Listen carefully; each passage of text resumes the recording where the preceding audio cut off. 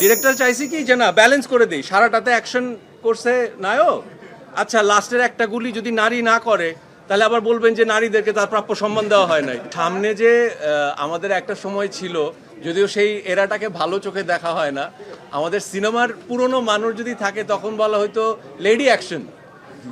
তো সামনে আমরা বুঝতে পারছি যে মিম লেডি অ্যাকশনে আরো অনেক কিছু করবে, কারণ মিমের অ্যাকশন যে এত ভালো এটা আমারও জানা ছিল না। আমি খুব এক্সাইটেড ছিলাম, এর আগে এইভাবে ফাইট করি নাই, তো এটা মিম আর আমার মানে পর্দায় প্রণয়ের সিচুয়েশনে আমরা অনেক কাজ করেছি, এই প্রথম আমরা কাজ করলাম যে আমরা অ্যাকচুয়ালি একে অপরের প্রতিপক্ষ। এটা স্পয়লার দিচ্ছি না, বাট এই যে প্রতিপক্ষ হয়ে মিম, বিকজ মিমকে সেই টেলিভিশনে কাজ করেছি, সিনেমাতে কাজ করেছি, বিজ্ঞাপনে কাজ করেছি, সবসময় আমার পাশের আমার পার্টনার হিসাবে কাজ করেছি, কিন্তু এবার আমার প্রতিপক্ষর যে আদলটা, যেটা পরিচালক খুব সুন্দরভাবে নিয়ে আসছেন, আমাদের ধারণা স্পেশালি ইন্টারভেলে ওই ধাক্কাটা বোধহয় অডিয়েন্সের ভালো লাগবে ইনশাআল্লাহ।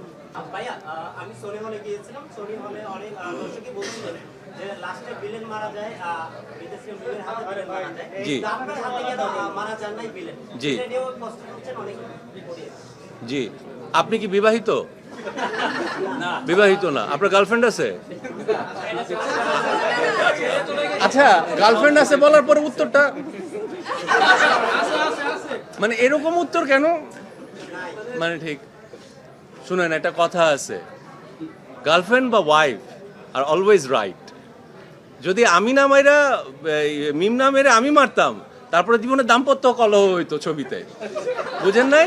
ডিরেক্টর চাইছি কি যে না ব্যালেন্স করে দেই, সারাটাতে অ্যাকশন করছে নায়ক, আচ্ছা লাস্টের একটা গুলি যদি নারী না করে তাহলে আবার বলবেন যে নারীদেরকে তার প্রাপ্য সম্মান দেওয়া হয় নাই। তো যাতে সংসার না না, কেন সবসময় পুরুষরাই করতে কেন পারবে? সবসময় পুরুষরা নারীরা করবে? কেন করতে পারবে না? আর ও তো লেডি অ্যাকশন সামনে শিওর। হ্যাঁ।